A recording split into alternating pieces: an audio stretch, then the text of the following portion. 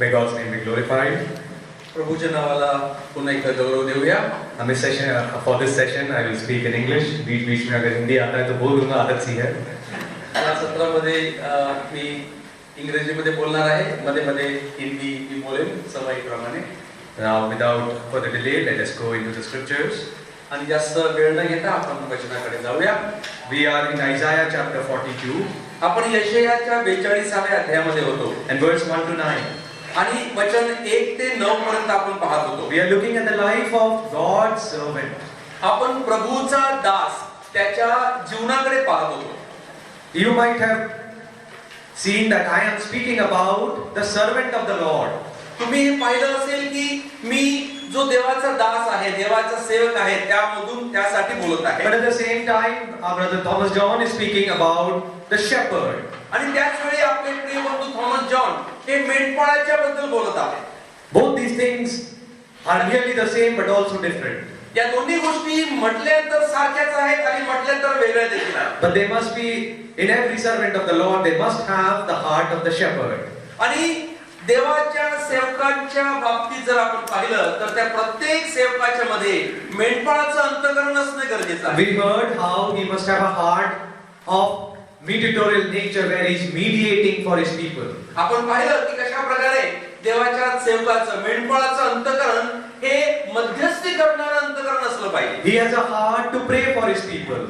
त्या व्यक्तीचं अंतःकरण हे त्याच्या लोकांसाठी प्रार्थना करणार आहे. The servant of the Lord, on the other hand, he is related to God and his obedience to God. देवाचा जो दास आहे हा देखील तो देवाच्या संदर्भामध्ये अशा प्रकारे मध्यस्थी करणार आहे. So it is, I think, the working of the Spirit of the Lord that on one side we are hearing about the shepherd, about whom God calls him as my shepherd.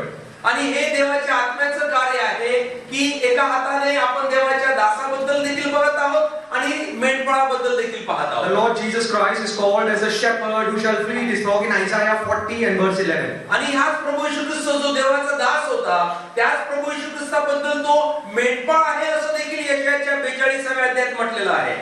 Isaiah 40 and verse 11. 40 Isaiah 40 यशाया नबी 40 और उसके 11वें पद में यशाया 40 आणि 11 मध्ये म्हटलेलं आहे, मेंढपाळाप्रमाणे तो आपल्या कळपास चालेल. So we see the Lord Jesus Christ is called as the shepherd. इथं प्रभू येशू ख्रिस्ताला मेंढपाळ म्हटलेलं आहे. But that is not my topic. परंतु हा माझा मुख्य विषय नाही. Our brother Thomas John and also some brother Sunil Albert has been preaching on that. बंधू थॉमस जॉन आणि बंधू सुनील अल्बर्ट यावरती बोलत आहे. I am speaking about the servant of the Lord in Isaiah 42. आणि मी मात्र यशायाच्या 42व्या अध्यायामध्ये परमेश्वराचा दास, परमेश्वराचा सेवक त्याबद्दल बोलत आहे. So it is written in Isaiah 42 यशाया 42 and verse number 1 to 9 we have already read. We have divided that section. आणि वचन 1 ते 9 आपण वाचलेलं आहे आणि या भागांना आपण वेगवेगळ्या भागात विभागलेलं आहे. So let us read that little section, verse number 1 again. पुन्हा एकदा यशाया 42:1 वाचूया. Behold my servant whom I uphold, mine elect, in whom my soul delighted. I have put my spirit upon him. He shall bring forth judgment to the Gentiles. पहा हा माझा सेवक, याला मी आधार आहे. पहा हा माझा निवडलेला, याविषयी माझा जीव संतुष्ट आहे. याच्या ठाई मी आपला आत्मा घातला आहे. तो राष्ट्रास न्याय प्राप्त करून देईल. So in verse number 1 we look at his arrival. इथं जो पहिल्या वचनामध्ये देवाच्या सेवकाचं आगमन पाहायला मिळते. In verse number 2 to 4 we see his attributes, उसके गुण. वचन 2 आणि वचन 3 मध्ये देवाच्या सेवकाचे गुण पाहायला मिळतात. In verse number 5 and 6 we see his appointment, उसकी नियुक्ति. आणि वचन 5 आणि 6 मध्ये देवाच्या सेवकाची जी निवड किंवा नियुक्ती केलेली आहे त्याकडे पाहायला Who मिळते. called the servant? इथं त्या देवाच्या सेवकाला निवडणारा, बोलावणारा कोण आहे? We must always know who called us. आणि आम्हा सर्वांना देखील हे माहित असणं गरजेचं आहे की आपल्याला कोणी पाचारण केलेलं आहे. And going on in verse number 7 we shall see his assignment. आणि वचन 7 मध्ये या देवाच्या सेवकाचं कार्याबद्दल पाहायला मिळते. What work did the servant do? इथं देवाच्या सेवकाने काय काम करायचं आहे? Verse 8 and 9 we see his assurance. वचन 8 आणि 9 मध्ये इथं देवाच्या सेवकाला दिलेली खात्री पाहायला मिळते. Every servant needs confidence to work. या देवाच्या प्रत्येक सेवकाला काम करण्यासाठी एका खात्रीची, एका विश्वासाची गरज आहे. The servant of Jehovah, the Lord Jesus Christ, was assured in his work. परमेश्वराचा सेवक प्रभू येशू ख्रिस्त हा त्याच्या कामामध्ये त्याला खात्री देण्यात आलेली आहे. उसको अपने काम पर आत्मविश्वास था. त्याला त्याच्या कामामध्ये एक विश्वास दिलेला आहे. What was the reason for his confidence? आणि त्याच्या कामामध्ये जो त्याचा भक्कम विश्वास आहे, यामागचं कारण काय बरं? So we were looking at verse number 1 till now. आतापर्यंत आपण वचन 1 कडे पाहत होतो. We saw Lord calls him, behold my servant, आपण पाहिलं की परमेश्वर त्याला पहा हा माझा सेवक असे म्हणतो, whom I uphold. याला मी आधार आहे. That means the support. We are in our first section, his arrival, we are looking at the support of the servant. आपण पहिल्या देवाच्या सेवकाच्या आगमनाच्या भागाकडे पाहत आहोत आणि आधार हा शब्द म्हणजे देवाच्या सेवकाला आधार हा स्वतः परमेश्वर आहे. And then we saw God calls him my elect. आणि तिथं असं म्हटलेलं आहे की हा माझा निवडलेला देखील आहे. वो चुनाव हुआ था. तो निवडलेला सेवक आहे. There was a selection done and Lord Jesus Christ was appointed as a servant. इथं प्रभू येशू ख्रिस्ताला देवाचा सेवक होण्यासाठी निवडलेला आहे. So we see his selection. इथं तर प्रभूची निवड पाहायला मिळते. And then the Lord says, my soul delighteth in him, that is his satisfaction. आणि तिथं असं म्हटलेलं आहे की याच विषयी माझा जीव संतुष्ट आहे.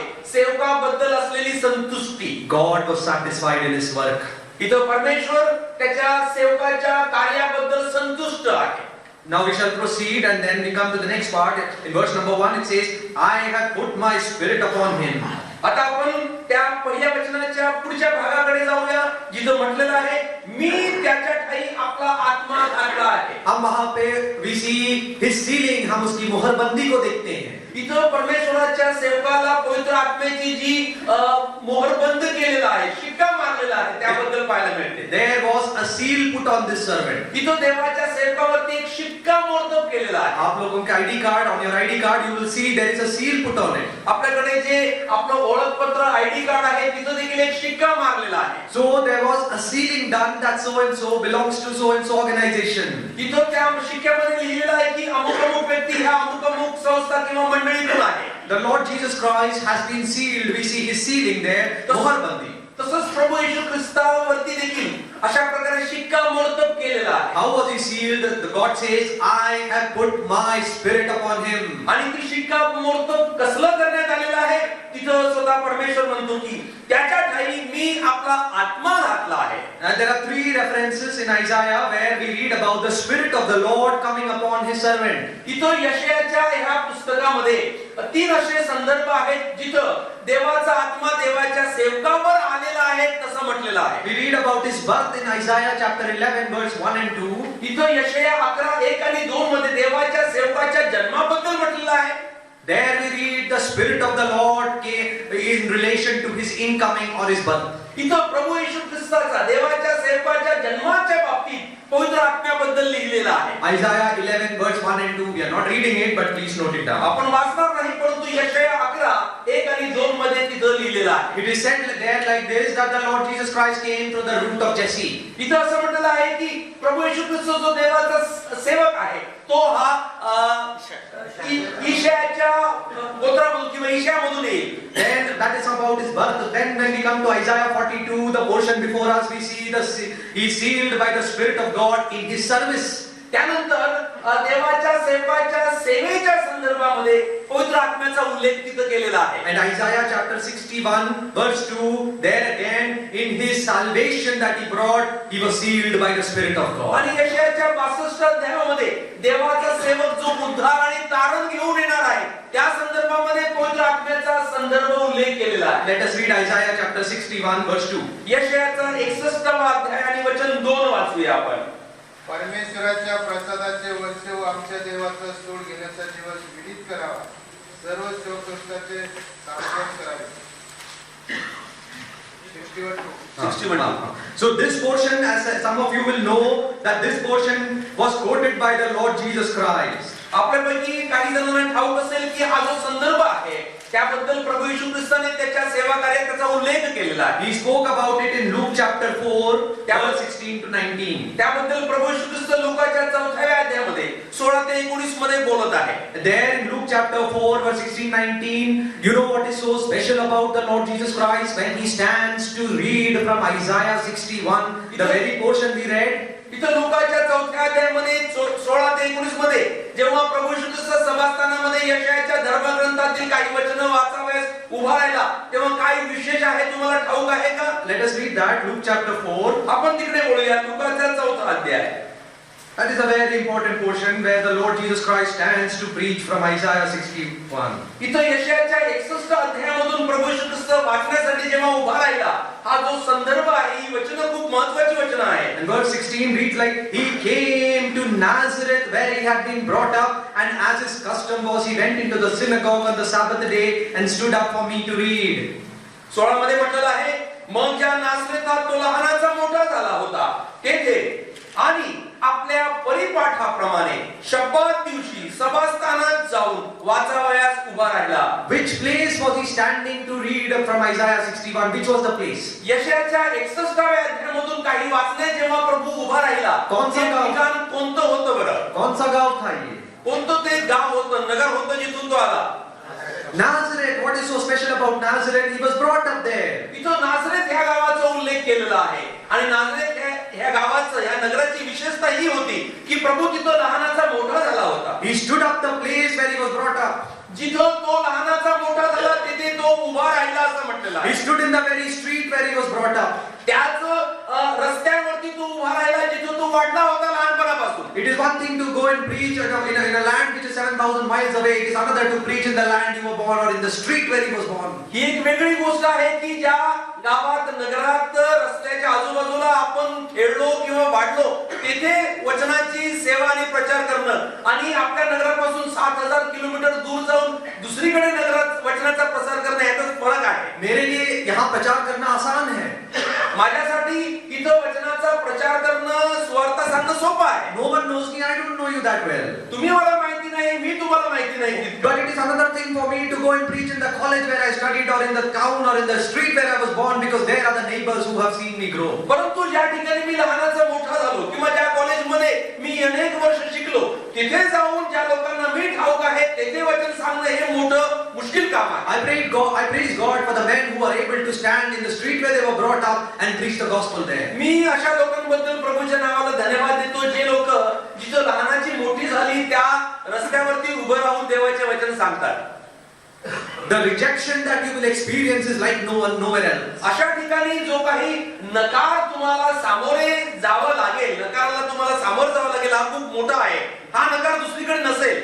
Here we see that they were opposed or they were hurt because what he had preached. इथं आम्हाला हे पाहायला मिळते की प्रभू जेव्हा तिथं उभा राहून जे काही बोलला त्यामुळे ऐकणाऱ्यांच्या मनाला खूप यातना झाल्या आणि प्रभूला अशा प्रकारे विरोधाला देखील सामोरे जावं लागलं. You know, as elders, sometimes you will have to give the platform to others. एक वडील म्हणून कधी-कधी पुलपिट ही जागा तुम्हाला तुमच्या व्यतिरिक्त दुसऱ्यांना देखील द्यावी लागेल. Who do you give to? तुम्ही अशा वेळेस ती जागा कोणाला देता? Do you give to the son-in-law of my co-elder? तुम्ही तुमच्या सोबत जो सोबतीचा वडील आहे त्याचा कोणीतरी जावई वगैरे किंवा नातेवाईक आहे त्यांना देता का? या फिर मैं अपने ही दामाद को दे दूं? की माझ्याच जावयाला तुम्ही ती जागा देता? या फिर कोई नए शादी करके दो बच्चे आ गए, चलो लड़के को पकड़ के खड़ा कर दो. किंवा नवीन लग्न होऊन जे आलेले आहेत त्यापैकी एकाला आणून आपण तिथं उभं करतो. या फिर America, maybe somebody from America comes and we have to give the pulpit to him. किंवा अमेरिकेमधून कोणीतरी आलेला आहे मग ती पुलपिट हे आपण त्याच्यासाठी मोकळं करून देतो. This is the practice that is followed. आणि हे अशा प्रकारे आजकाल होत आहे. Who should the platform be given or who should really stand up to खरं preach? पाहिलं तर देवाच्या वचनासाठी सेवा करण्यासाठी कोणी पुलपिटवरती यायला पाहिजे, उभं राहायला पाहिजे. There is an assembly that I know, that I've heard about, where the pulpit is given to those who are able to stand in the street and preach the gospel in the street where they grew up. आम्ही अशा एका मंडळीबद्दल ऐकलं की त्या मंडळीमध्ये पुलपिटची सेवा ही अशा लोकांना दिली जाते जी लोक जिथं राहतात त्या ठिकाणी देवाचं वचन सांगण्यासाठी रस्त्यावरती उभे राहतात. The man who cannot live Christ outside, I'm not talking of preaching, I'm talking about witnessing Christ in the street and the city where you live in. If you cannot do that, you and me have no rights to the platform. जर असा व्यक्ती जिथं तो राहतो तिथं जर तो देवाच्या वचनासाठी उभा राहत नाही, वचनाची सेवा करत नाही, तर मला वाटते आपल्याला, तुम्हाला आणि मला आपल्या मंडळीमध्ये उभं राहून देवाची वचनाची सेवा करण्यास अधिकार नाही. All the doctrines and the mechanical formulas and all the points are irrelevant in the presence of God if we cannot witness for Christ in the place where we live. देवाच्या वचनाचं सेवा, देवाच्या वचनाची सिद्धांत, देवाच्या वचनाची सर्व जानकारी जी काही आपल्याला आहे ती सर्व एका बाजूला राहते. जर असं असलं की जिथं आपण राहतो तिथं आपण जर देवाचं वचन सांगत नाही तर. The Spirit of God was upon him as he stood up to preach. जसं प्रभू येशू ख्रिस्त यशायाचा धर्मग्रंथातून वाचण्यासाठी उभा राहिला तेव्हा लिहिलेलं आहे की देवाचा आत्मा त्याच्यावरती आला. In Luke 4, as he's reading, there is a moral beauty of him. You can just imagine he's sitting here and he walks up. लुकाच्या 4थ्या अध्यायामध्ये आम्हाला पाहायला मिळते की तिथं एक सुंदरता आम्हाला पाहायला मिळते जिथं प्रभू उभा राहिलेला आहे आणि देवाचं वचन तिथं सांगत आहे. Never before has a man been so worthy to open the scriptures and open the scrolls. अशा प्रकारे प्रभूच्या वचनाची गुंडाळी घेऊन उभं राहून अशा प्रकारे कोणी याबद्दल बोलला नव्हता आणि शिकवलं नव्हतं. Many other men would have stood in that synagogue. त्याच सभास्थानामध्ये या अगोदर अनेक लोक उभे राहिले असतील, But none worthy than the one who stood up that day in Nazareth. परंतु त्या दिवशी नाझरेथमधून जो कोणी उभा राहिला त्यासारखा दुसरा कोणीही एक वर्दी नव्हता, एक योग्य आणि पात्र नव्हता. What did he read? He read from Isaiah 61 and verse number 18 in Luke 4. We read what he read. त्याने काय वाचलं? त्याने यशायाच्या 61व्या अध्यायामधून 8व्या वचनामधून वाचलं जे आम्हाला लुकाच्या 4थ्या अध्यायामध्ये पाहायला मिळते. And verse number 19 is where he finishes. Do you notice where he finishes? आणि वचन 19 मध्ये पहा, जेव्हा प्रभूने वाचण्याचं संपविलं ते कुठं संपवलं बघा? परमेश्वराच्या प्रसादाच्या वर्षाची घोषणा करावी. It says to preach the acceptable year of the Lord. Do you know that is not the full thing of Isaiah 61? इथं असं म्हटलेलं आहे की परमेश्वराच्या प्रसादाची वर्षाची घोषणा करावी. आणि एक गोष्ट मला सांगू दे की यशायाच्या 61व्या अध्यायामध्ये जे सांगितलेलं आहे त्याची पूर्णता इथं झाली नाही. There is more to that. अजून काहीतरी आहे. But we see the Lord Jesus Christ stops there, acceptable year of the Lord. परंतु प्रभू मात्र लुकाच्या ह्या 4थ्या अध्यायामध्ये इतकं सांगून थांबत आहे. Why did he stop there? का बरं प्रभूने इतकं सांगून तिथं थांबविलं? Let's come to Isaiah 61. यशायाच्या 61व्या अध्यायाकडे आपण पुन्हा एकदा वळूया. And as I complete this point, you will notice I want to make a point about it. आणि हे सांगत असताना तुम्हाला कळेल की मला नेमका कोणता मुद्दा तुमच्या समोर मांडायचा आहे. You notice in verse number 2, it's Isaiah 61, he stops in between the words. इथं 61च्या 2 वचनामध्ये जर आपण पाहिलं तर प्रभूने कुठेतरी मध्येच थांबविलेला आहे. To proclaim the acceptable year of the Lord, but there is more to it. It says, and the day of vengeance of our God to comfort all that mourn. यशाया 61:2 मध्ये अजून पुढे काहीतरी लिहिलेलं आहे. असं म्हटलेलं आहे, परमेश्वराच्या प्रसादाचे वर्ष व आमच्या देवाचे सूड घेण्याच्या दिवस विदित करावा. Because to proclaim the acceptable year of the Lord was a ministry that he was given while he was here upon this earth. प्रभू येशू ख्रिस्त जेव्हा या भूतलावरती होता तेव्हा जी सेवा परमेश्वराच्या पुत्राला दासाला देण्यात आली होती ती ही होती की त्याने परमेश्वराच्या प्रसादाच्या वर्षाची घोषणा करावी. The day of vengeance of our God is related to his second coming. सूड घेण्याचा जो दिवस आहे ते प्रभू येशू ख्रिस्ताच्या दुसऱ्या येण्याच्या संदर्भामध्ये आहे. Lord Jesus Christ knew where to stop and where to begin. प्रभू येशू ख्रिस्ताला ठाऊक होतं की कुठं सुरुवात करायची आहे आणि कुठं थांबायचं आहे. We who stand at the platform, especially me. आपण जेव्हा विशेषतः मी जेव्हा आपण पुलपिट वरती उभे राहतो, No matter how prepared we are, आपण कितीही तयारी केलेली का असेना, there are times when we will miss what we wanted to say. अशी एखादी वेळ येते जेव्हा आपल्याला जे सांगायचं असते ते राहून जाते. And we may say more than what we wanted to say. आणि कधी कधी आपल्याला जे सांगायचं आहे त्यापेक्षा आपण अधिक सांगतो. Only the Lord Jesus Christ knew where to begin and where to stop. The message from God was given to him. फक्त प्रभू येशू ख्रिस्तालाच ठाऊक आहे की देवापासून जो निरोप, जो संदेश त्याला दिलेला आहे तो कुठं सुरुवात करावा आणि कुठं थांबवावं ते. So we see the servant of Jehovah with the message, the Spirit of God was upon him. His sealing. तर इथं आपण यहोवाचा सेवक, परमेश्वराचा सेवक प्रभू येशू ख्रिस्त त्याच्या शिक्कामोर्तब करण्याच्या बाबतीत पवित्र आत्म्याची सेवा आम्हाला तिथं पाहायला मिळते. When the Lord Jesus Christ stands up in Nazareth, as I can see, just imagine in my mind a synagogue maybe a little bigger than this. मी विचार करतो की जेव्हा नासरेतातल्या सभास्थानामध्ये जेव्हा प्रभू येशू ख्रिस्त उभा राहिला, कदाचित आपण आहोत त्यापेक्षा कदाचित तो मोठं सभास्थान असेल. As he's walking up, I can just see Leviticus chapter 2 and the meal offering that is mentioned there. आणि जेव्हा या सभास्थानामध्ये प्रभू चालत आहे, येत आहे, तेव्हा मला आठवते लेवियाच्या 2ऱ्या अध्यायामध्ये जे होमार्पण लिहिलेलं आहे त्याबद्दल. अन्नबली. अन्नार्पण लिहिलेलं आहे त्यामध्ये. Leviticus chapter 2 लेवीयेचा दुसरा अध्याय and verse number 1 to 4 they describe the ministry and the life of our Lord Jesus Christ. आणि वचन 1 ते 4 मध्ये तिथं प्रभू येशू ख्रिस्ताच्या जीवनाबद्दल वर्णन केलेलं आहे.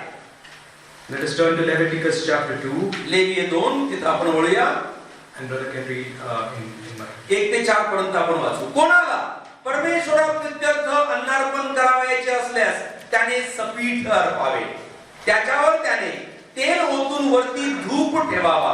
मग त्याने ते अहरोनाचे मुलगे जे याजक त्यांच्याकडे आणावे. त्यातून मुठभर सपीठ तेल व सगळा धूप घेऊन याजकाने स्मारक भाग म्हणून वेदीवर त्याचा होम करावा. हे परमेश्वराप्रित्यर्थ सुवासिक हव्य होय. अन्नार्पणातून जे काही उरेल ते अहरोनाचे व त्याच्या मुलांचे. हा उरलेला भाग परमेश्वराला अर्पावयाची जी हव्ये आहेत त्यातला परम पवित्र होय. भट्टीत भाजलेल्यातले अन्नार्पण करावयाचे असल्यास ते तेलात मळलेल्या सपीठाच्या बेखमीर पोळ्या अथवा तेल लावलेल्या बेखमीर चपात्या यांचे असावे. We notice in verse 1 and verse 4 I want you to pay particular attention to it. इथं वचन 1 आणि वचन 4 मध्ये जे महत्त्वाचं आहे त्याकडे आपण लक्ष द्यावं अशी मी विनंती करतो. We notice there in verse 1 that his offering, the meal offering, shall be of fine flour, yani maida, and pour oil upon it, and frankincense thereof. There are three things. इथं वचन 1 मध्ये असं म्हटलेलं आहे की कोणाला परमेश्वराप्रित्यर्थ अन्नार्पण करायचं असेल तर त्याने सपीठ अर्पावं. मराठीमध्ये सपीठ आहे, हिंदीमध्ये मैदा आहे. त्यावरती त्याने तेल ठेवावं आणि वरती त्याने सुगंध द्रव्य ठेवावं, धूप ठेवावं असं म्हटलेलं आहे. Fine flour that would speak about the words of the Lord Jesus Christ and the life of Lord Jesus Christ. सपीठ हा जो शब्द आहे हे प्रभू येशू ख्रिस्ताच्या मुखातून निघालेले शब्द आणि प्रभू येशू ख्रिस्ताचं जीवन त्याबद्दल बोलते. There was a fineness about him. प्रभू येशू ख्रिस्ताबद्दल असं एक स्मूथ किंवा असं एक सपीठाप्रमाणे होतं. The smooth, that is the right word. गुळगुळीतपणा तो एक योग्य शब्द असेल. He had no rough edges about him. प्रभू येशू ख्रिस्तामध्ये असं काही खडबडीतपणा नव्हता. He needed no further refining. त्याला अजून काही करण्याची आवश्यकता नव्हती. Nothing needed to be changed. He was absolutely fine. The fineness of that flour. त्याच्यामध्ये कोणत्याही प्रकारचा अधिक बदल वगैरे घडून येण्याची गरज नव्हती. तो जसा होता तसा परिपूर्ण असा होता. The perfection of the Lord Jesus Christ. He did no sin. He carried no sin. He knew no sin. He could not sin. हे प्रभू येशू ख्रिस्ताची परिपूर्णता आम्हाला पाहायला मिळते. त्याला पाप ठाऊक नव्हतो, त्याच्यामध्ये पाप नव्हतो, त्याच्या ठाई पाप आढळलं नाही. And then we notice one more thing there. There is frankincense. आणि अजून एक गोष्ट आम्हाला पाहायला मिळते ज्याला तिथं मराठीत धूप म्हटलेलं आहे. There was a fragrance of the Lord Jesus Christ. हा प्रभू येशू ख्रिस्तामधून येणारा तो सुवास आहे. He could go anywhere and he would attract people. Either ways, on either side of the gallery, one they would like him, but even the ones who didn't like him, they would come near him. तो कुठेही गेला, गालिलाच्या कोणत्याही प्रांतामध्ये जरी गेला तरी देखील जिथं जिथं जाई तिथं तिथं अशा प्रकारे लोकांना तो आकर्षून घेत असे. They said no man spoke like him. ते असं म्हणाले की त्याच्यासारखा कोणी कधी बोलला नाही. The fragrance of the Lord Jesus Christ. प्रभू येशू ख्रिस्ताचा असला तो सुवास आहे. Even men, even spirits from hell, they would acknowledge thou art the Holy One of Israel. आणि जे भूतग्रस्त होते किंवा सैतानाच्या अधिपत्यामध्ये होते ते देखील असं म्हणाले की देवाचा पवित्र तो तूच आहेस म्हणून. But I want to think about the oil here. परंतु इथं जो तेल आहे याबद्दल देखील मला काहीतरी विचार करून तुमच्या समोर ठेवायचा आहे. As we looking at the Spirit of the Lord that rests upon him is sealing, we want to look at the oil. Oil in the Bible is synonymous with the Spirit of God. जसं आपण यशायामध्ये देवाच्या सेवकाच्या संदर्भामध्ये तेल आहे पाहिलं, पवित्र आत्म्याची सेवा पाहिली, तसं इथं जे तेल हा शब्द जो आहे हा बायबलमध्ये तेल हा शब्द अनेक वेळा पवित्र आत्म्याच्या संदर्भामध्ये आलेला शब्द आहे. I will just give you one reference for your note that why oil is referred to as the Holy Spirit is in 1 Samuel chapter 16 and verse number 13. 1 Samuel chapter 16 and verse 13. You will remember the incident when David was going to be anointed. Samuel brought oil and anointed him. The Bible says the Spirit of the Lord anointed him. इथं पहिलं शमूएल 13, 16 आणि 13 मध्ये जे लिहिलेलं आहे त्यामधून आम्हाला पाहायला मिळेल की कशा प्रकारे तेल हे पवित्र आत्म्याचं एक चित्र आहे. असं म्हटलेलं आहे की जेव्हा शमूएलाने तेलाचे शिंग हाती घेऊन त्याच्या भावामध्ये त्याला म्हणजे दाविदाला अभिषेक केला आणि त्या दिवसापासून पुढे परमेश्वराचा आत्मा दाविदाच्या ठाई वेगाने संचार करू लागला. That is the right word. Abhishek किया गया उसका. इथं अभिषेक केला असं लिहिलेलं आहे. Then I want to come back to Leviticus 2. Again, it says there are 3 usages of the word oil in Leviticus 2 verse 1 and then 2 in verse number 4. इथं तेलाच्या संदर्भामध्ये 3 वेळा लिहिलेलं आहे. एक आहे लेवीयचा 2रा अध्याय त्याच्या पहिल्या वचनामध्ये. Verse 1 it says the oil was poured upon the flour. इथं असं म्हटलेलं आहे पहिल्या वचनात की सपिटावरती त्याने तेल ओतावं. Absolutely saturated with oil. इथं अशा प्रकारे हे तेल त्या सपिटावरती अशा प्रकारे आता ते मिक्स झालेलं आहे. When you put oil, when it is in a sense of pouring, you are filling it fully so that nothing else is visible over it. आता हे तेल जेव्हा आपण अशा प्रकारे ओतत आहोत ते इतकं अशा प्रकारे ओतत आहे की आता काही दिसणार नाही. The Lord Jesus Christ's life was saturated with the Spirit of God and His work. इथं प्रभू येशू ख्रिस्ताचं जीवन आणि त्याचं कार्य हे पवित्र आत्म्याच्या प्रभावाने संपूर्णपणे भरून गेलं होतं. But come with me to verse number 4. परंतु 4थ्या वचनाकडे आपण येऊया. There are 2 more usages of the word oil. इथं तेलाच्या बाबतीत अजून 2 कार्य वापरलेले आहेत. It says you must mingle it with oil or anoint with oil. इथं 4थ्या वचनात म्हटलेलं आहे की भट्टीत भाजलेले अन्नार्पण करावायचे असल्यास ते तेलात मळलेल्या सपिटाच्या बेखमीर पोळ्या किंवा तेल लावलेल्या बेखमीर चपात्या. 2 usages are there, mingled with oil, and then the second one is anointing with oil. इथं तेलाच्या बाबतीत 2 शब्द वापरलेले आहेत. एक तेल हे सपिटामध्ये मळलेलं आणि दुसरं तेल हे चपातीला लावलेलं. So the word I think in Hindi is for mingling is a word sane किया गया. हिंदीमध्ये जो शब्द वापरलेला आहे आणि तोच उच्चार शब्द मराठीमध्ये आहे की तेलाला मळलेलं सपिटामध्ये. तो जिस प्रकार आटे को बनाया जाता है mixing, that is the kind of mingling that is happening. जेव्हा आपण चपाती बनवण्यासाठी आट्याला आपण जेव्हा आपण मळतो त्याप्रमाणे इथं तेल लावून तो आटा तो सपीट मळलेला आहे. But when it is anointed, in Hindi the word is उसकी चुपड़ी हुई थी यानी उसको सेका गया, उसके ऊपर से लगाया गया. आणि जे तेल लावलेल्या बेखमीर चपात्या म्हणजे चपाती भाजल्यानंतर जे तेल लावण्यात येतं वरून त्याबद्दल लिहिलेलं आहे. When I think about the mingling of the oil, I think about the answer Gabriel gave to Mary. जेव्हा हे तेल लावलेलं चपाती याबद्दल मी विचार करतो तेव्हा मला तो संदर्भ आठवतो जेव्हा गाब्रिएल देवदूताने मरियेला काहीतरी म्हटलं. Let's turn to Luke chapter 1, लुकाचा पहिला अध्याय verse number 34. आणि 34वे वचन. Mary said unto the angel, How shall this be, seeing I know not a man? Now the angel answered and said unto her, The Holy Ghost shall come upon thee, power of the highest shall overshadow thee. Therefore also the holy thing shall be born of thee, shall be called the Son of God.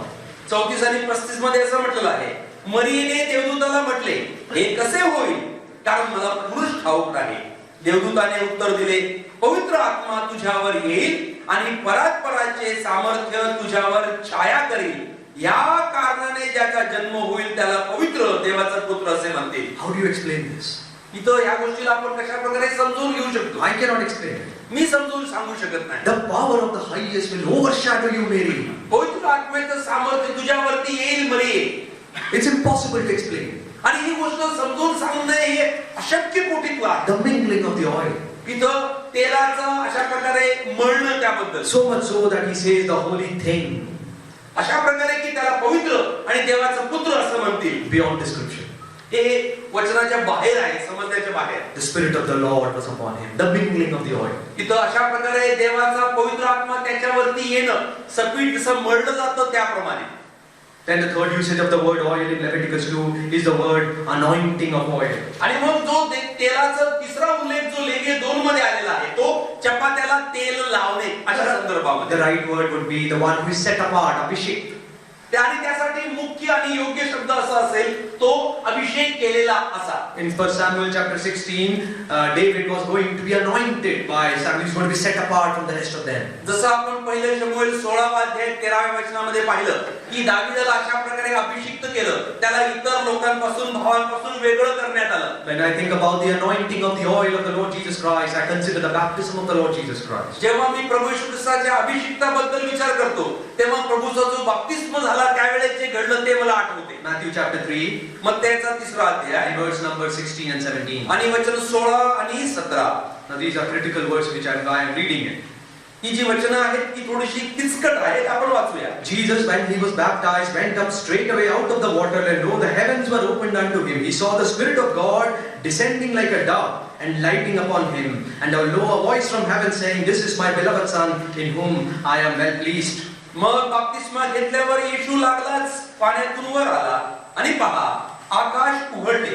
तेव्हा त्याने परमेश्वराचा आत्मा कबूतरासारखा उतरताना व आपणावर येताना पाहिला. आणि पहा आकाशातून अशी वाणी झाली की हा माझा पुत्र मला परमप्रिय आहे, याच्याविषयी मी संतुष्ट आहे. Give me your full attention just for a little while. Think about this. It says, we think about in verse 16 and 17, we are looking at the triune God, the Trinity. थोडा वेळ मला तुमचं चांगलं लक्ष माझ्याकडे द्या. वचन 16 मध्ये आम्हाला इथं त्रैक्य देव पाहायला मिळतो. We see God the Father speaking, इथं देव जो पिता आहे जो बोलत आहे, the Spirit of God descending इथं पवित्र आत्मा हा खाली येत आहे and resting upon the Son of God. आणि देवाच्या पुत्रावरती तो येऊन तिथं उतरत आहे. How do we know this is the anointing of the Lord Jesus Christ? इथं आपण कशा प्रकारे समजू शकतो की ही घटना प्रभू येशू ख्रिस्ताचा पवित्र आत्म्याने अभिषेक झालेला आहे त्याच्याशी मिळते? Let's try the loose ends. We'll come to Isaiah chapter 61, 1 verse 1. त्यासाठी आपण यशायाचा 61वा अध्याय आणि पहिल्या वचनाकडे पुन्हा एकदा जाऊया. Isaiah 61 verse 1, it says, The Spirit of the Lord God is upon me, because the Lord hath anointed me to preach good tidings unto the meek. He hath sent me to bind up the brokenhearted, to proclaim the liberty to the captives, and the opening of the prison to them that are bound. Pay attention to the first part. The Spirit of the Lord God is upon me. We see Trinity again at the anointing. इथं आम्हाला यशाया 61:1 च्या पहिल्या भागाकडे जरा बघा. असं म्हटलेलं आहे, प्रभू परमेश्वराचा आत्मा मजवर आला आहे. पुन्हा एकदा इथं आम्हाला त्रैक्य तो पाहायला मिळतो. We see Trinity at baptism of the Lord Jesus Christ. प्रभू येशू ख्रिस्ताच्या बाप्तिस्माच्या वेळी आम्हाला त्रैक्य देव पाहायला मिळतात. We see Trinity in Isaiah 61 when the Spirit of the Lord is anointing him. So we understand that when he was baptized, he was going to be anointed in oil, anointed by the Spirit. आणि यशाया 61:1 मध्ये देखील आम्हाला त्रैक्याबद्दल पाहायला मिळते. म्हणून आपण असं सांगू शकतो की जेव्हा प्रभू येशू ख्रिस्ताचा बाप्तिस्मा झाला, ती घटना प्रभू येशू ख्रिस्ताला कशा प्रकारे अभिषेक करण्यात आला त्या घटनेशी आपण त्याला मिळवू शकतो. Poured with oil. अशा प्रकारे त्या तेलाला, त्या चपातीला तेल लावणं, Mingled with oil. अशा प्रकारे त्या सपीठाला तेलामध्ये मळणं, And finally anointed with oil. आणि तिथं अभिषेक करणं. Oh, the servant. Come back to Isaiah 42. The servant of the Lord, Spirit of the Lord is upon him. तिथं आपण यशाया 42 मध्ये जर गेलं तर आम्हाला पाहायला मिळते की देवाचा आत्मा हा देवाच्या सेवकावरती आहे. So we see his sealing. तिथं आपण त्याला कशा प्रकारे शिक्कामोर्तब करण्यात आलं, अभिषेक करण्यात आला त्याबद्दल पाहतो. हम कह सकते हैं उसकी मोहरबंदी. इथं त्याला प्रभूचा सेवकाचा शिक्कामोर्तब असं आपण सांगू शकतो. There is one more phrase in Isaiah 42 verse 1 which we shall look at. In verse number 1 it says, I shall bring judgment to the Gentiles.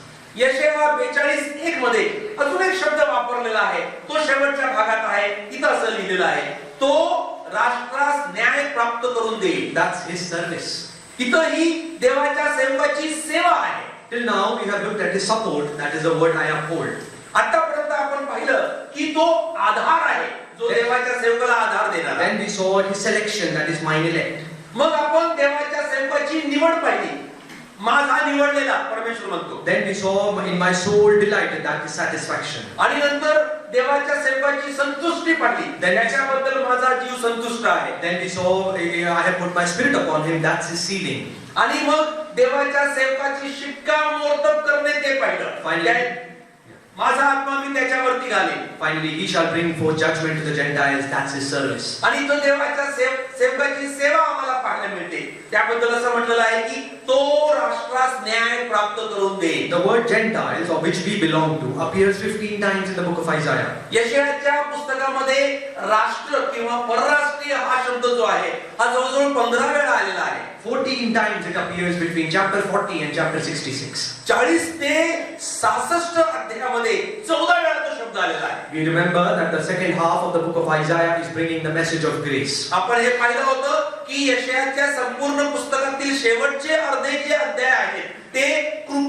अध्यायात कृपा आली त्याबद्दल पाहायला मिळेल. It brings a message of comfort from God. इथं देवाकडून लोकांना मिळणारा सांत्वनाचा संदेश दिला गेलेला आहे. Oh, how blessed we are, those of us who belong to the Gentiles. The servant of Jehovah came to minister to us.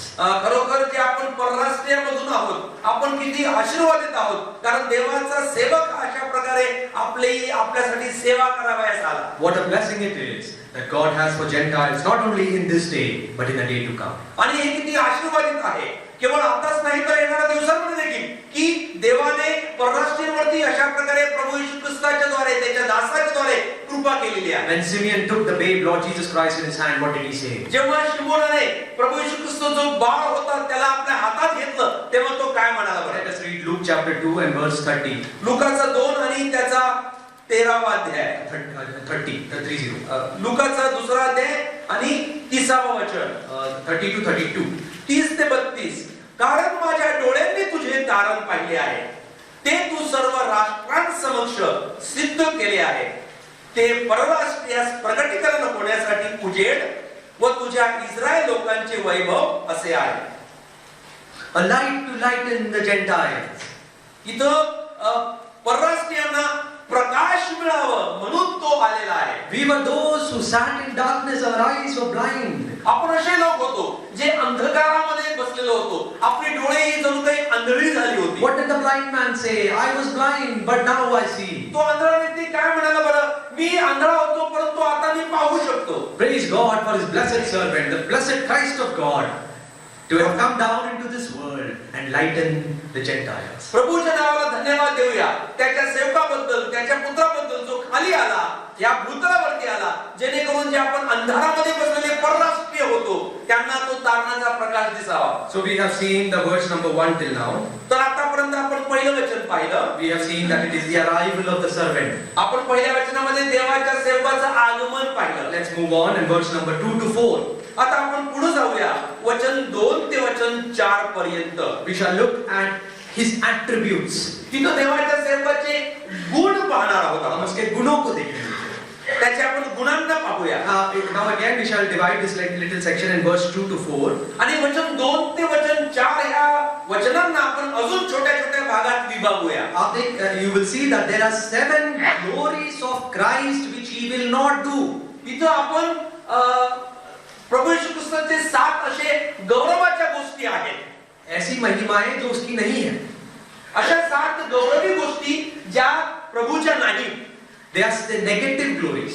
आणि त्या नकारात्मक गौरवाच्या गोष्टी आहेत. ऐसी बातें वो कभी करेगा नहीं.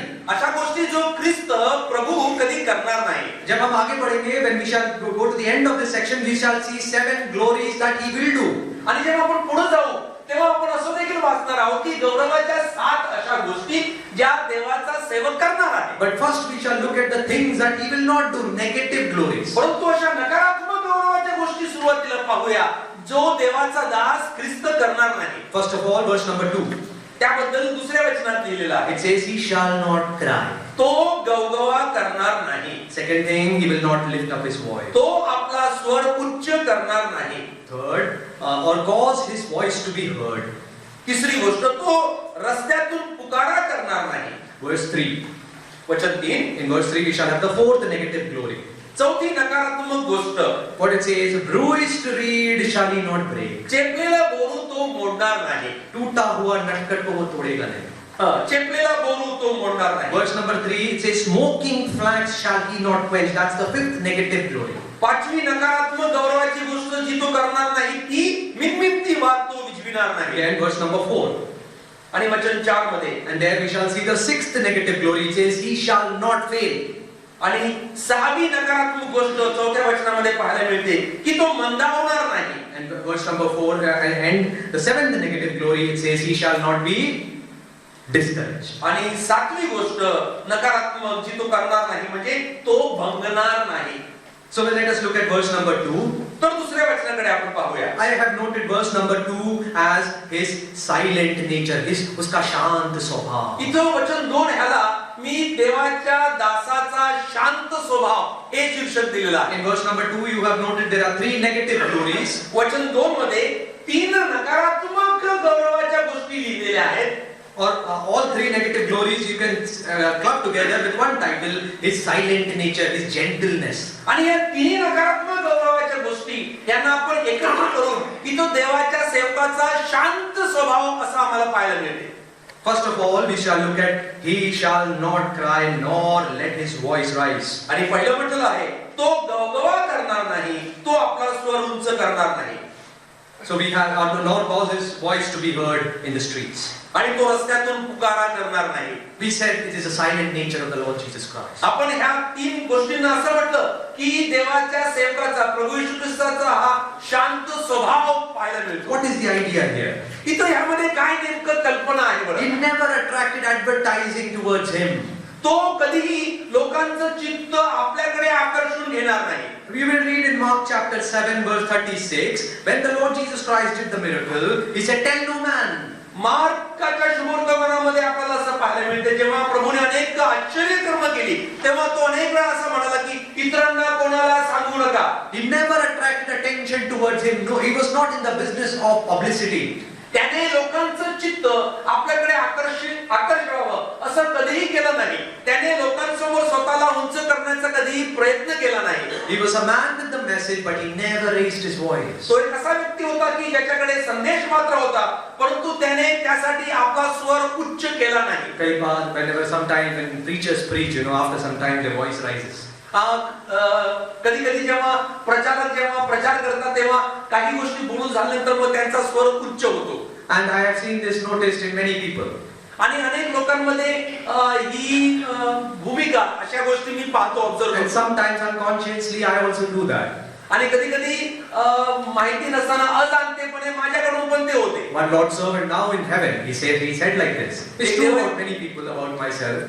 एक देवाचे दास जे आता स्वर्गामध्ये प्रभूकडे आहेत ते एक दिवशी असं म्हणाले, Very respected, well known brother. He said, when you raise the voice, that is the flesh.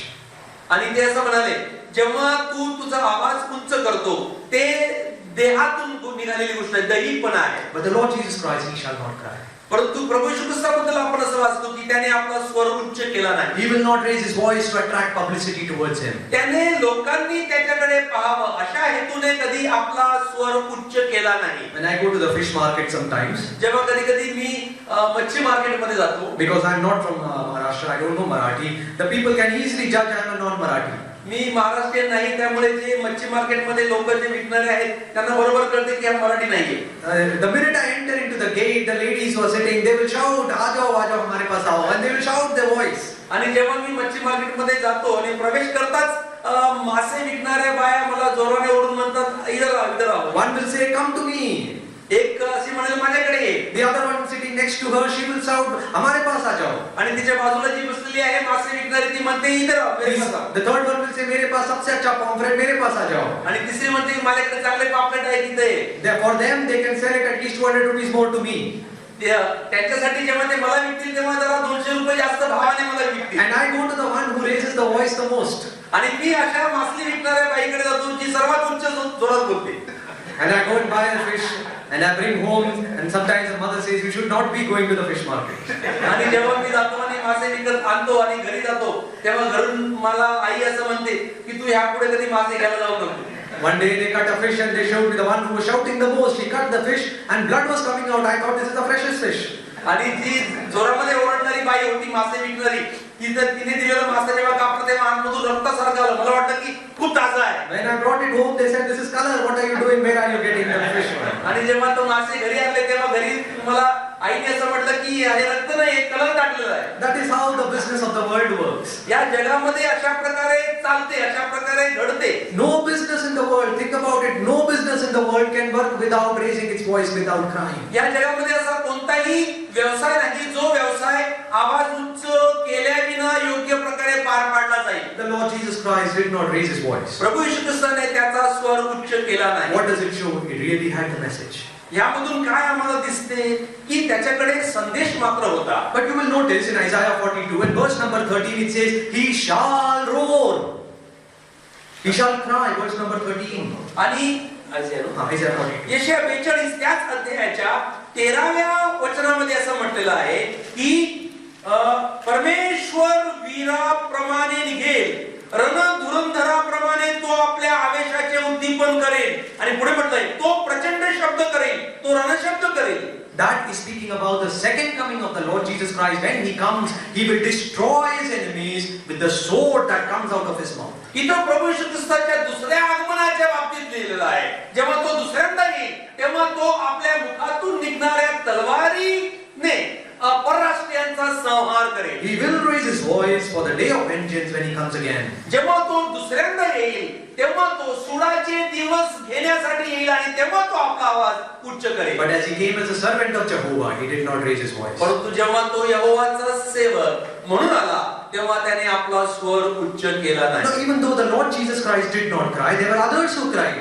जरी प्रभू येशू ख्रिस्त हा रडला नाही तरी असे दुसरे बाकीचे होते जे रडत होते. There were others who were crying and attracting attention to the Son of God. God made sure about that.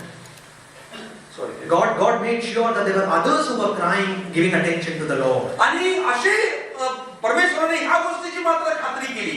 जरी त्याच्या सेवकांनी ओरडलं नाही परंतु असे अनेक लोक होते जे अशा प्रकारे ओरडायचे आणि प्रभूकडे लक्ष वेधायचे. Let's turn to Mark chapter 1. त्याबद्दल मार्क 1 मध्ये लिहिलेलं We आहे. will see the voice of a man who stands on earth and is crying. इथं आम्हाला अशा एका व्यक्तीचा आवाज पाहायला मिळतो जो उभा आहे आणि ओरडत आहे उच्च स्वराने. It says the voice of one crying in the wilderness, prepare ye the way of the Lord, make his paths straight. इथं असं म्हटलंय की अरण्यात घोषणा करणाऱ्याची वाणी झाली. We see a cry that comes from a man called John the Baptist. इथं बाप्तिस्मा करणाऱ्या योहानाच्या मुखातून निघालेली वाणी आम्हाला पाहायला मिळते. Oh, he says that I am not worthy to loosen his shoe latchets. तो असं देखील म्हणतो की त्याच्या पायाच्या वाहनाच्या बंद सोडण्यासाठी देखील मी पात्र नाही. And he's crying in the wilderness. आणि तिथं अरण्यामध्ये तो अशा प्रकारे उच्च स्वराने ओरडत आहे, बोलत आहे. Come down the same chapter in verse number 10 we will see another cry. त्याच वचनामध्ये 10व्या वचनामध्ये आम्हाला अजून एक ओरडणं वाणी पाहायला मिळते. Verse 10 and verse 11. वचन 10 आणि वचन 11. In Mark chapter 1 verse 10 and 11. या आणि लागलेच पाण्यातून वर येताना आकाश विदारले आहे व आत्मा कबुतरासारखा आपणावर उतरत आहे असे त्याला दिसले. वचन 11. तेव्हा आकाशातून अशी वाणी झाली की तू माझा पुत्र मला परमप्रिय आहेस, तुझ्याविषयी मी संतुष्ट आहे. And there it says there came a voice from heaven. It says saying that word really is the word heaven was rent. इथं जो 11व्या वचनामध्ये म्हटलेला आहे आकाशातून अशी वाणी झाली आणि इथं जो शब्द वापरलेला आहे आकाशातून जणू काही आकाशे फाटून दुभागून विदारून पाणी झाले. So we see a voice from the earth is crying. तर इथं जंगलामधून पृथ्वीवरून अशी वाणी आहे जी ओरडत आहे उच्च स्वराने. There is a voice from heaven that is coming. आणि त्याच अध्यायामध्ये स्वर्गामधून उच्च स्वराने निघालेली वाणी आहे. Come down the chapter into verse number 23. 23व्या वचनाकडे आपण जाऊया. Mark chapter 1 verse 23. तोच अध्याय मार्काचा पहिला आणि 23 वचन. त्याच वेळी त्यांच्या सभास्थानातून अशुद्ध आत्मा लागलेला एक मनुष्य होता. तो ओरडून म्हणाला. Verse number 24 also he cried out as. 24व्या वचनामध्ये तो ओरडून म्हणाला, हे येशू नासरेत करा, तू आमच्यामध्ये का पडतोस? आमचा नाश करावयास आलास काय? तू कोण आहेस हे मला ठाऊक आहे, देवाचा पवित्र तोच. Here we see a man with the unclean spirit is crying out. It is the Holy One, thou art the Holy One of Israel. इथं हा जो अशुद्ध आत्मा लागलेला व्यक्ती जो आहे हा अशा प्रकारे ओरडत आहे आणि म्हणतो, हे नासरत करा येशू, तू आमच्यामध्ये का पडतोस? The Lord Jesus Christ will not cry, but others are crying and others will raise their voice concerning the glory of Christ. प्रभू येशू ख्रिस्त हा स्वतःचा स्वर उच्च करणार नाही, परंतु त्याच वेळेस असे दुसरे अनेक जण होते जे स्वतःचा स्वर उच्च करून देवाला गौरव देतील. The earth is crying. इथं पृथ्वी ओरडत आहे, Heaven is crying. स्वर्ग ओरडत आहे. And from the depths of the hell there is an acknowledgement that is going that the Lord Jesus Christ is the Holy One of Israel. आणि हे भूतग्रस्त किंवा भूत जे अधोलोकाच्या पाताळ स्थळी आहेत तेथून अशा प्रकारे ते ओरडत आहेत आणि सांगत आहेत की देवाचा पवित्र तूच आहेस. Oh, the silent nature, the gentleness of the Lord Jesus Christ. इथं प्रभू येशू ख्रिस्ताचा सौम्य किंवा शांत स्वभाव आम्हाला पाहायला मिळतो. Oh, we are servants of the Lord. How much we have to learn from this. आणि आपण जे देवाचे सेवक आहोत ते आपण त्याच्यापासून कितीतरी शिकण्यासारखं आपल्याला आहे. Never be in the business for one's own image. स्वतः one's own popularity. स्वतःला उंच करणं किंवा स्वतःला प्रकट करणं, स्वतःच्या प्रसिद्धी मिळवणे, अशा प्रकारच्या कामात आपण असायला नको. Somebody sent me a poster in a WhatsApp in an image. कोणीतरी व्हॉट्सअप मध्ये अशा प्रकारे एक चित्र, एक इमेज मला पाठवलं. And in that image it was said, we welcome you to the musical evening of that whatever church was doing it. आणि मग तिथं कोणत्या तरी मंडळीच्या द्वारे काहीतरी कार्यक्रम होता आणि तिथं लिहिलं होतं की musical evening. I don't know what these things are, but these things are increasingly there where musical instruments are used to bring out worship. मला नेमकं माहिती नाही की हे काय आहे, परंतु आजकाल अनेक ठिकाणी लोकांकडून आराधना निघावी यासाठी वेगवेगळ्या प्रकारचं म्युझिकल इन्स्ट्रुमेंटचा उपयोग केला जात आहे. Musical instruments at best can be used for guidance of a song which you don't know or you want some support, but it should never be used in a carnal way to bring worship out, which is what denominational churches are doing. तसं पाहिलं तर musical इन्स्ट्रुमेंटचा उपयोग योग्य प्रकारे प्रभूच्या गौरवासाठी केला जाऊ शकतो, परंतु दैहिकतेने मात्र त्यालाच अधिक प्राधान्य देऊन अशा प्रकारे आपण करायला नको. And in this poster it was written so and so photographs and many singers. One singer had long hairs like this much. The man was violating 1 Corinthians chapter 11, and there it was on the photo, please come for our musical gospel evening. And it was just a popularity contest of the people who were on that. आणि त्या WhatsApp त्या आलेल्या त्या चित्रामध्ये अशा प्रकारे जे गायकांचे त्यांचे फोटो वगैरे होते, त्यापैकी अनेक लोकांचे केस हे खूप वाढलेली होती, जे देवाच्या वचनात म्हटलेलं आहे की पुरुषाने केस लांब राखू नये वगैरे. आणि अशा प्रकारे ते सर्व करून लोकांचं चित्त आपल्याकडे आकर्षित करत होते आणि लोकांच्या मध्ये स्वतःला प्रसिद्धी मिळवावी याचा तो प्रयत्न होता. It looks more like a political poster. Give us vote. आणि हे जसं राजकारणी लोक वोट मागण्यासाठी करतात त्या प्रकारे हे केलं जात आहे असं मला त्या पोस्टवरून दिसलं. We see the servant of Jehovah, he did not attract any attention to us. परंतु इथं आपल्याला यहोवाचा सेवक पाहायला मिळतो, ज्याने इतर लोकांचं चित्त, लक्ष आपल्याकडे आकर्षून घेण्यासाठी उच्च स्वर केला नाही. Let's look at verse number 3.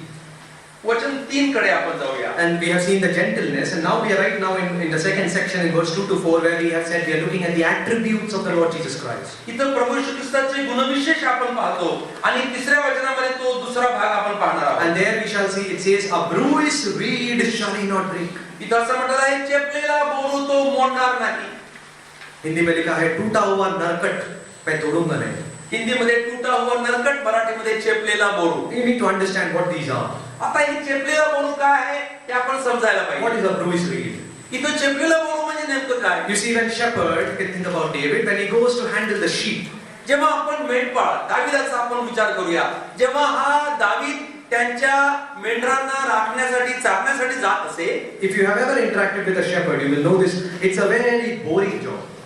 आणि जर तुम्ही कधी मेंढपाळांशी बोललं वगैरे असेल, माहिती असेल, तर आम्हाला कळून येईल की मेंढपाळाचं काम हे अतिशय नीरस किंवा कंटाळवाणं काम आहे. I once met a person. He was in Ladakh and he had many sheep, maybe 100 sheep. 100 is a small number. They have thousands of sheep, and what their job is, one man, one shepherd with hundreds and thousands of sheep. What their job was to take the sheep early in the morning and come back in the night. Whole day, he's sitting in the field doing nothing while the sheep is feeding.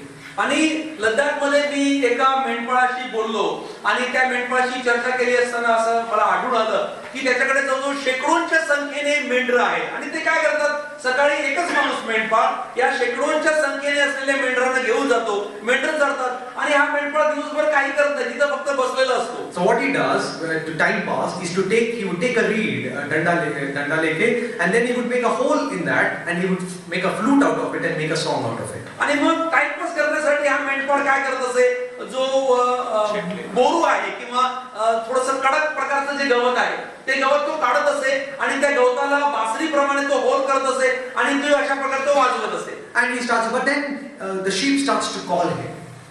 The sheep starts to call him. आणि जेव्हा तो वाजवत असे तेव्हा हे मेंढर जे आहेत हे मेंढर या मेंढपाळाला बोलवण्याचा प्रयत्न करतात. There is a need that he needs to address. So what he does is he puts the reed aside and he runs to the sheep. आणि मेंढरांना ओरडत आहेत कारण मेंढरांना आता मेंढपाळाची गरज आहे. यावेळेस हा मेंढपाळ काय करत असे, तो जो बासरी जी त्याने तयार केलेली आहे ती बाजूला तो ठेवत असे आणि मेंढरांकडे जात असे. And that reed will break off. आणि मग त्यानंतर ती जी बासरी जी त्याने बनवलेली आहे ती तुटत असते. It becomes bruised. It's useless now.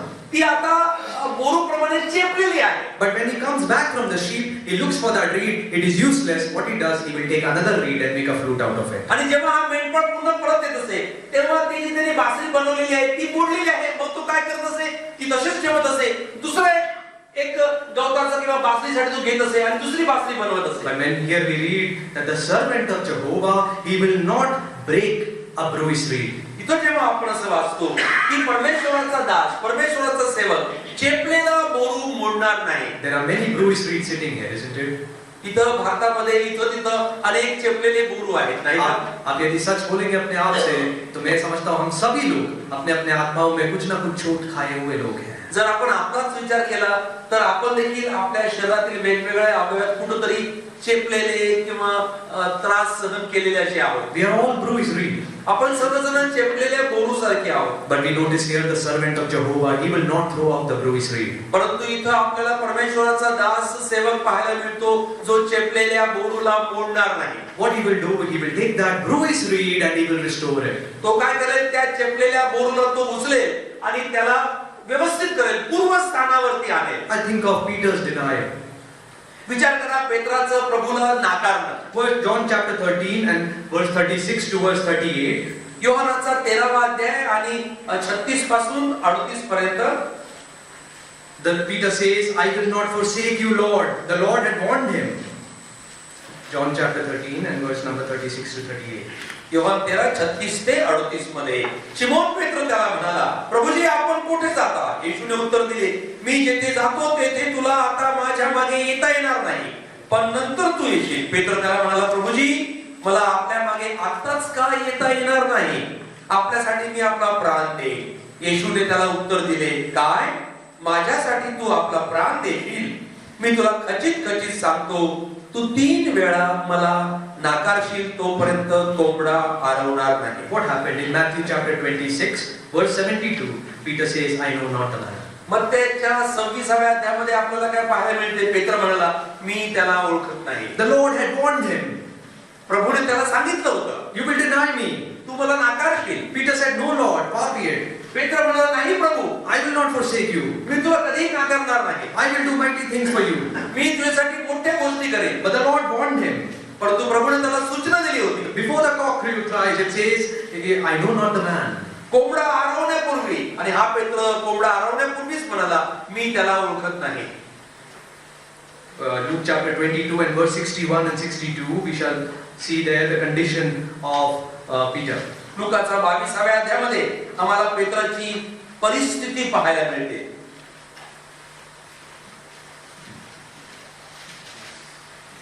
Verse number 62. 62 वचनामध्ये look 22:62. मग तो बाहेर जाऊन मोठ्या दुःखाने रडला. Peter wept bitterly. इथं पेत्र मोठ्या दुःखाने रडला. टूट चुका था. तो तिथं एकदम तुटलेल्या स्थितीमध्ये आहे. The man for whom he was ready to give his life, he had denied him. जो मनुष्य असा म्हणाला होता काही वेळापूर्वी की तुझ्यासाठी मी प्राण देईन, And when तो आता प्रभूला नाकारत आहे. When that thing happened, he wept bitterly. He was broken, absolutely broken. आणि जेव्हा हे नाकारणं झालं तेव्हा तो मोठ्याने गळा काढून रडू लागला. There was very little to live for after this. तो आता तुटलेल्या स्थितीमध्ये आहे. आता जगण्यात काही अर्थ नाही असं झालेलं आहे. He was a bruised reed there. तो देखील पेत्र चेपलेल्या बोरूसारखा आहे. But do you know where it happened? It was around a set of coals were there. कोयले के आसपास हुआ था. परंतु तुम्हाला ठाऊक आहे काय, हे जेव्हा घडलं हे कुठं झालं? तेव्हा रात्रीच्या वेळी शेकण्यासाठी अशा प्रकारे ते कोळसे लावलेले होते तिथं होता. Verse Matthew chapter 26, you will notice that they were burning coals. It was a barbecue night and they were sitting there. And that had happened. मग त्याच्या 26व्या अध्यायामध्ये आम्हाला हे पाहायला मिळते की ते रात्रीची वेळ होती, थंडीचे दिवस होते आणि म्हणून अशा प्रकारे शेकत त्यांनी अशा प्रकारे कोळसे वगैरे लावले आप होते. लोगों के बच्चे शायद बड़े-बड़े कंपनियों में काम करते होंगे. आपली मुलं कदाचित मोठ्या कंपनीमध्ये काम करत असतील. हो सकता है आप भी बड़े-बड़े कंपनियों में काम करते हैं. कदाचित आपण देखील मोठ्या कंपनीमध्ये काम करत And असतील. you know companies have concepts of offsite and these drunken nights and all kinds of things. Friday night, I know IT companies.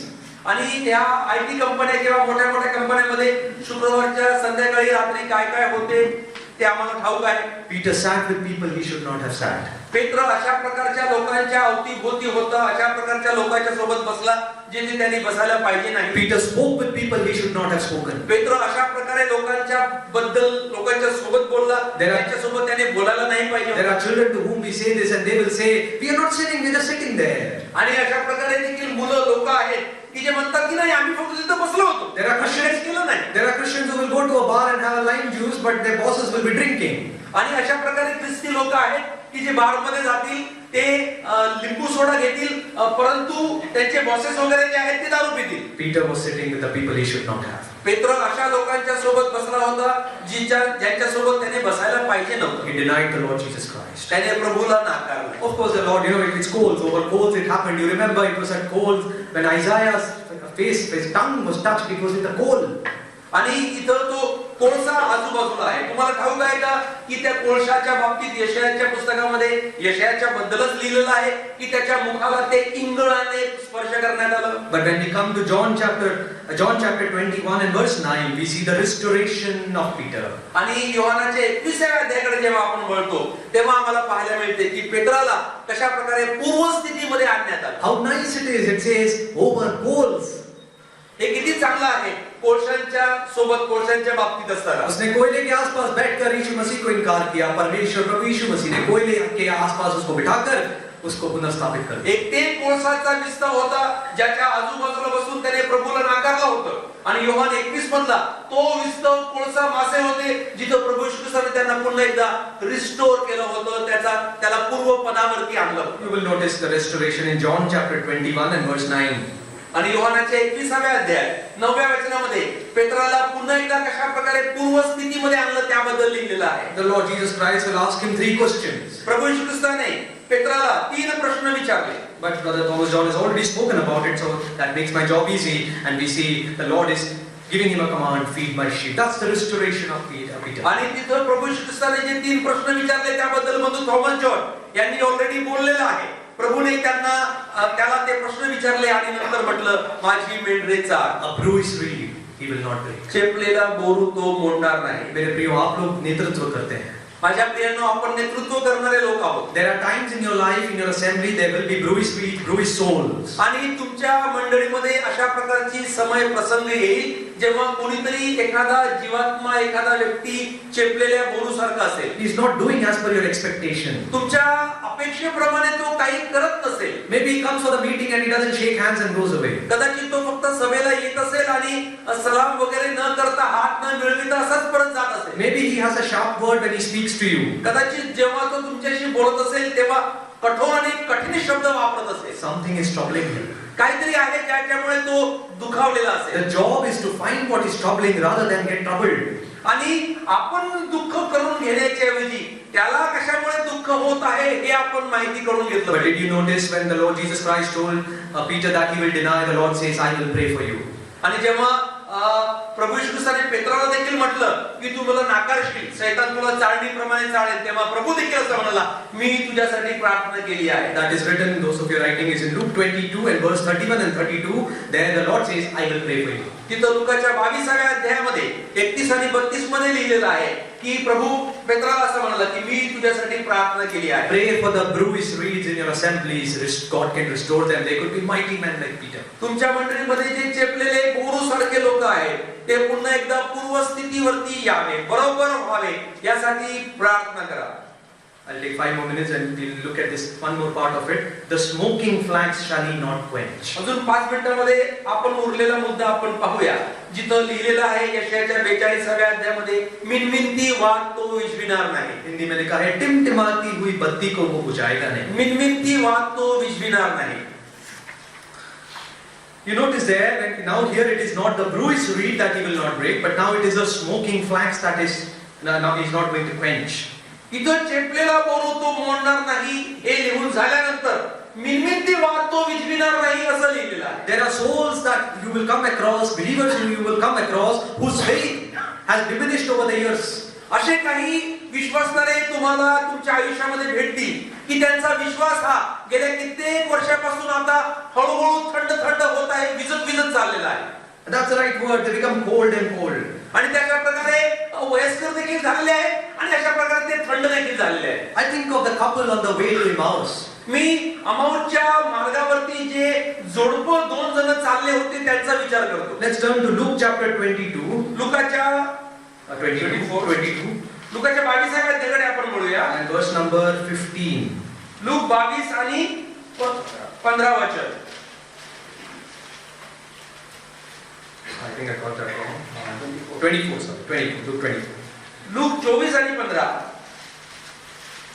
परंतु त्यांनी त्याला ओळखू नये म्हणून त्यांचे डोळे जणू काय बंद करण्यात आले होते. Verse number 27. 27वा वचन. मग त्याने मोशे व सर्व संदेष्टे यांच्यापासून आरंभ करून संपूर्ण शास्त्रातील आपणाविषयीच्या गोष्टीचा अर्थ त्यांना सांगितला. Verse number 29. 29वा वचन. परंतु ते त्याला आग्रह करून म्हणाले, आमच्या बरोबर राहा, कारण संध्याकाळ होत चालली असून दिवस उतरला आहे. तेव्हा तो त्यांच्या बरोबर राहावयास आला. And verse number 32. वचन 32 देखील. तेव्हा ते एकमेकास म्हणाले, तो वाटेने आपल्या बरोबर बोलत होता व शास्त्राचा उलगडा करीत होता. तेव्हा आपल्या अंतःकरणाला आतल्या आत उकळी येत नव्हती काय? So here is a couple, two people who are going away from Jerusalem, and we see that their faith has diminished. इथे हे दोन लोक असे आहेत की जे यरुशलेमेपासून दूरच्या मार्गावरती जात आहेत आणि त्यांचा विश्वास अशा प्रकारे हळूहळू कमी कमी होत आहे. Symbolically, they are going away from Jerusalem, the house of God. जर आपण वेगळ्या अर्थाने पाहिलं तर यरुशलेम जे देवाचं घर आहे, देवाचं नगर आहे, तिथून ते आता दूर जात आहेत. What is the condition? They are downcast. त्यांची स्थिती काय आहे? जणू काही अधपतनासारखी खाली जात असलेली त्यांची स्थिती आहे. Their hopes rested on a man. The last time they saw that man, he was on a cross. त्यांची आशा अशा व्यक्तीवरती होती आणि त्या माणसाला जेव्हा त्यांनी या अगोदर शेवटी पाहिलं होतं तेव्हा तो काल्वरीच्या वधस्तंभावरती होता. The faith has gone down. त्यांचा विश्वास आता कमी झालेला आहे. What did the Lord Jesus Christ do? प्रभूने काय केलं? This is how you deal with a man whose faith has gone down. आणि अशा माणसाशी ज्यांचा विश्वास हळूहळू कमी कमी होत झालेला आहे त्यांच्याशी आपण अशा प्रकारे वागायला पाहिजे. We do not tell them 7 things to do. आपण त्यांना या 7 गोष्टी करा हे सांगायचं नाही. 7 is a symbolic number. You do not tell them to do 10 things or 5 things. We do not give them a do's and don'ts for them. 7 हा असाच अंक आहे. 4, 5, 10 किंवा हे करा हे आपण त्यांना सांगायला नको. Don't get angry at them. त्यांच्यावरती राग देखील भरायला नको. What do you do for these people? मग अशा लोकांसाठी तुम्ही काय करता? The first thing is that we need to accept that we have failed in showing Christ to them. पहिली गोष्ट ही आपण स्वीकारली पाहिजे की त्यांच्या समोर ख्रिस्त ठेवण्यास आपण कुठेतरी कमी पडलो. How is the Lord Jesus Christ dealing with them? इथं प्रभू येशू ख्रिस्त त्यांच्या सोबत कशा प्रकारे व्यवहार करत आहे? Verse 15 of Luke 24, it says he himself drew near to them. 15 वचनामध्ये असं म्हटलेलं आहे की येशू स्वतः येऊन त्यांच्या बरोबर चालू लागला. Don't tell them go pray. Praying is when we are getting closer to God. They won't pray. Their faith is gone. त्यांना सांगू नका की तुम्ही प्रार्थना करा, तुम्ही प्रार्थना करा, तुम्ही प्रार्थना करा. त्यांचा विश्वास हा कमजोर होत चाललेला आहे, कमी होत चाललेला आहे म्हणून ते प्रार्थना करणार नाही. The Lord will draw near to them. प्रभू त्यांच्या बरोबर चालू लागला. Now what did the Lord do after drawing near to them? प्रभू त्यांच्या बरोबर चालू लागल्यानंतर प्रभूने मग काय केलं? Verse number 27. वचन 27 मध्ये It says, beginning at Moses and all the prophets, he expounded unto them in all the scriptures what? The things concerning himself. मग त्याने मोशे व संदेष्टांचे ग्रंथ ह्यांच्यापासून आरंभ करून संपूर्ण पवित्र शास्त्रात आपल्या विषयीच्या गोष्टीचा अर्थ त्यांना समजावून सांगितला. I'm going to tell you something that maybe you've not heard before, but I strongly believe, and I think brethren churches in India don't follow this too much. मी तुम्हाला हे आता सांगणार आहे जे तुम्ही ह्याबद्दल कधी ऐकलं नाही आणि मला वाटते की ब्रदर मंडळांमध्ये ही गोष्ट केली जात नाही. But gospel halls abroad do. Gospel hall brethren churches outside do. परंतु ब्रदर मंडळांच्या व्यतिरिक्त बाहेर हे केलं जातं. What is that thing? आणि ती कोणती गोष्ट आहे? All of scripture is given to give glory to the Lord Jesus Christ. सर्व वचन, सर्व पवित्र शास्त्र हे प्रभूला गौरव देण्यासाठी आहे. We must not be under the wrong impression that the Bible is a set of do's and don'ts. ऐसे करो वैसे करो.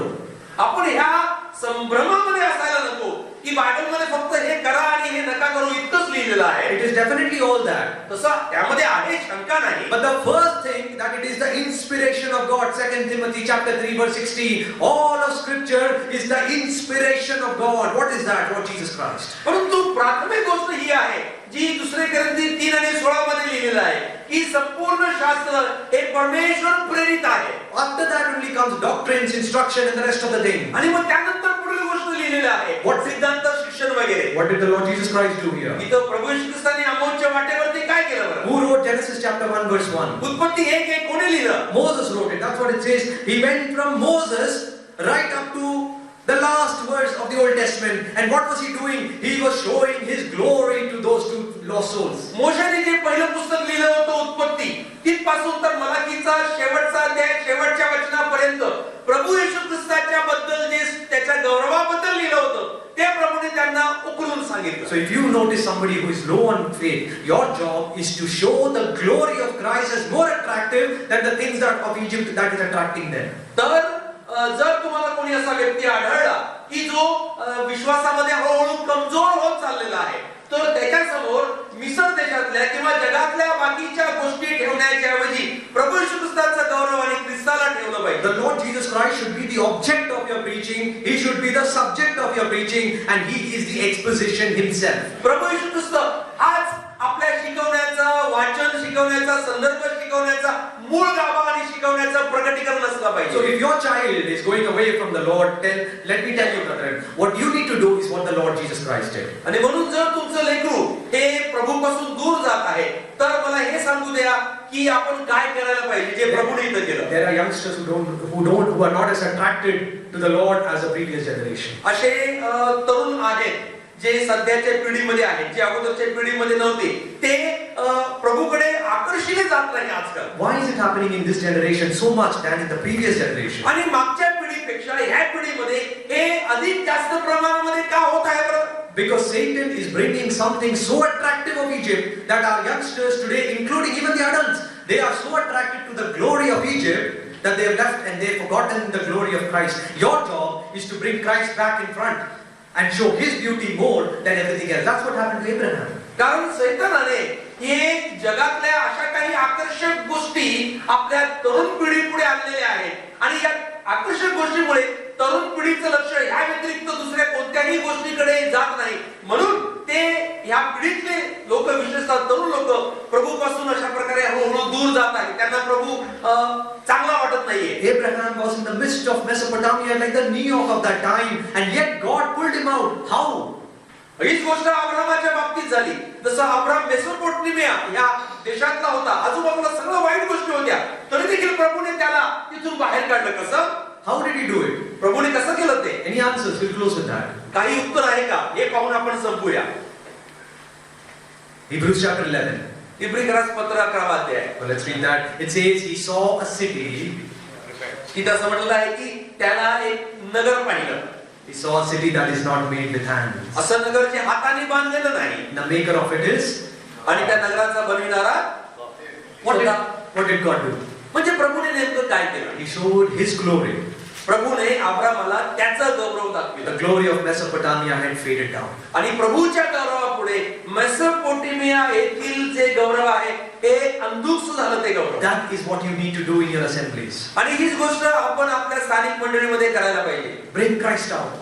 प्रभू येशू ख्रिस्ताला उंच करा. Let me tell you, our children, youngsters, adults, nobody will leave if they see something more attractive here.